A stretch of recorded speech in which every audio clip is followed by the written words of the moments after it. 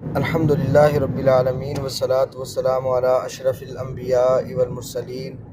اما بعد فاعوذ باللہ السمیع العلیم من الشیطان الرجیم وَإِذْ قُلْتُمْ یا موسیٰ، اور جب تم نے کہا اے موسیٰ، لن نؤمن لک، ہم ہرگز تیرا یقین نہیں کریں گے، حتیٰ نری اللہ جہرۃ، یہاں تک کہ ہم اللہ کو کھلم کھلا دیکھ لیں، فَأَخَذَتْكُمُ الصَّاعِقَةُ، تو تمہیں کڑک نے پکڑ لیا، وَأَنْتُمْ تَنظُرُونَ، اور تم دیکھ رہے تھے، ثُمَّ بَعَثْنَاكُمْ، پھر ہم نے تمہیں زندہ کیا، من بعد موتکم، تمہارے مرنے کے بعد، لعلکم تشکرون، تاکہ تم شکر کرو۔ اکثر مفسرین کا کہنا ہے کہ یہ بات کہنے والے وہ 70 آدمی تھے جو موسیٰ علیہ السلام کے ساتھ طور پہاڑ پہ گئے تھے، جیسا کہ سورۃ اعراف کے اندر بھی موجود ہے، وَاخْتَارَ مُوسَىٰ قَوْمَهُ 70 رَجُلًا لِمِيقَاتِنَا، کہ موسیٰ علیہ السلام نے ہمارے ملاقات کے لیے 70 افراد کو چنا، منتخب کیا۔ تو وہاں جب اللہ رب العالمین سے انہوں نے مطالبہ کیا، جی ہم ہرگز اس وقت تک ایمان نہیں لائیں گے جب تک ہم اللہ رب العالمین کو واضح نہ دیکھ لیں، تو یہ کتنی بڑی جرأت تھی کہ یہ ایمان لانا انہوں نے اللہ تعالیٰ کی رؤیت کے ساتھ مشروط کر لیا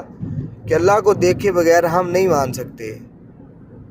جب کچھ لوگوں نے محمد کریم صلی اللہ علیہ وسلم سے مطالبے کیے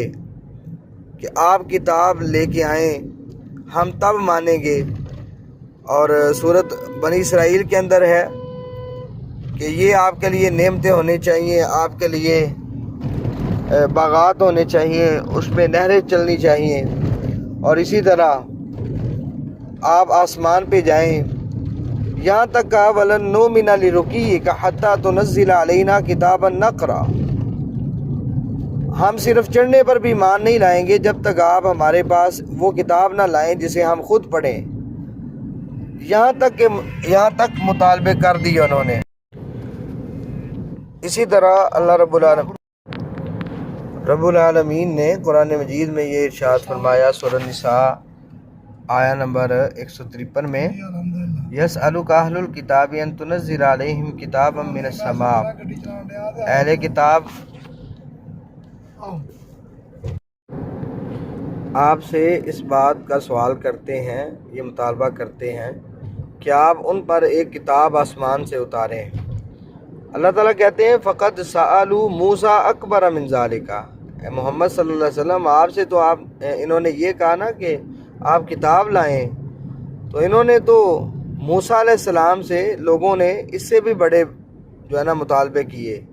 انہوں نے کہہ دیا تھا ارین اللہ جہرتاً، اے موسیٰ ہم تجھ پہ تب ایمان لائیں گے تو ہمیں اللہ تعالیٰ کو ظاہر دکھا دے۔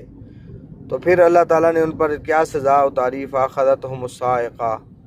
بظلمہم، ان کے ظلم کی وجہ سے ان پر یہ کڑک آئی اور ان کو فوت کر دیا گیا۔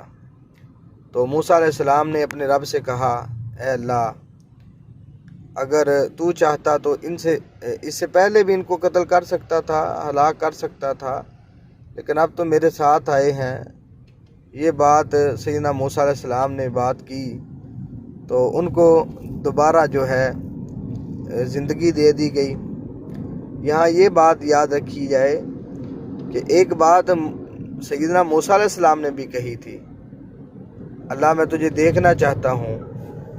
ربی ارینی انظر الیک، اللہ تو مجھے دکھا، میں تجھے دیکھنا چاہتا ہوں۔ وہ تو اللہ رب العالمین کا شوق رکھتے ہوئے دیکھنا چاہتے تھے نا، نظر کے ساتھ لذت حاصل کرنا چاہتے تھے، جیسا کہ حدیث میں موجود ہے وَأَسْأَلُكَ النَّظَرَ إِلَىٰ وَجْهِكَ وَالشَّوْقَ إِلَىٰ لِقَائِكَ، تو ایک لذت اور شوق بھی ہوتا ہے۔ موسیٰ علیہ السلام نے وہ لذت اور شوق کے لیے اللہ تعالیٰ سے یہ مطالبہ کیا تھا، لیکن جو ان کی قوم کا تھا وہ مطالبہ دیکھنے کا اس لیے تھا کہ ہم تب تک نہیں مانیں گے جب تک ہم دیکھ نہ لیں، اس لیے ان دونوں چیزوں میں فرق ہے۔ تو حقیقت میں وہ زلزلے اور بجلی کی جو کڑک کی وجہ سے بے ہوش ہو کر مرے تھے، موسیٰ علیہ السلام کی دعا سے دوبارہ زندہ ہو گئے۔ یہاں موت سے بے ہوشی مراد لینا درست نہیں ہے، کیونکہ یہاں واضح طور پہ من بعد موتکم کا لفظ آیا ہے، اور سورۃ اعراف میں لو شئت اہلکتہم من قبل وایایا، اگر تو چاہتا تو تو انہیں اس سے پہلے ہلاک کر دیتا اور مجھے بھی، یہ آیا ہوا ہے، جس سے معلوم ہوتا ہے کہ یہ حقیقت میں فوت ہوئے تھے، اس کے بعد اللہ تعالیٰ نے ان کو زندگی بخش دی اور تاکہ شکریہ ادا کر سکیں۔ تو معلوم ہوا کہ ایمان لانے کی شرط کے طور پر اللہ تعالیٰ کے دیکھنے کا مطالبہ یہ بہت بڑی گستاخی ہے۔ اس کے لیے سورہ نساء آیا نمبر 153 اور سورہ فرقان آیا نمبر 21 دیکھ لی جائے، اور قیامت والے دن اللہ تعالیٰ کا دیدار ہوگا انشاءاللہ۔ اللہ تعالیٰ سے ہم دعا کرتے ہیں اللہ تعالیٰ ہمیں بھی ان خوش نصیبوں میں سے کر دے کہ جو اللہ رب العالمین کا جنت میں دیدار کریں گے۔ السلام علیکم ورحمۃ اللہ وبرکاتہ۔